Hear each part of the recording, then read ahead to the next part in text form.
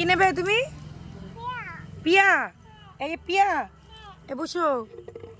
হ্যাঁ হ্যাঁ, মশা প্রচুর। তো এই আমাদের মাইক একটু বন্ধ আছে, আজ থেকে মাইক চলতে শুরু করে দিয়েছে। এবার তোমাদেরকে একটু দোকানটা দেখাবো। তো এইখানে আমাদের মন্দির, আর এই দিকে যে ঘরটা দেখতে পাচ্ছি ওটা আমার দোকানের জন্য বানানো হয়েছে। আর এই যে দেখো আমার সব লেবার, লেবার নয়, এরা আমাকে প্রচুর হেল্প করছে। আমার বোন টোন সব চলে এসেছে মায়ের বাড়িতে, তো এরাই হেল্প করছে। অনেক সেলাই পড়েছে, সেলাই। তো কিছু সেলাই আমি বসেছিলাম, তারপরে বাড়িতে রান্না বান্না আছে, ওদিকেও যাচ্ছি। আর এদিকেও বোন কাজ করছে, বোন।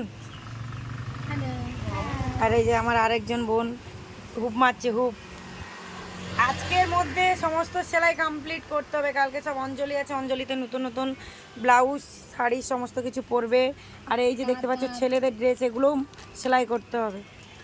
এই অবস্থা। আর আমার অবস্থাটা দেখেছো, এখনো পর্যন্ত কিন্তু আমি ফিটই হতে পারিনি। একদম কালকে একদম ফিট হবো।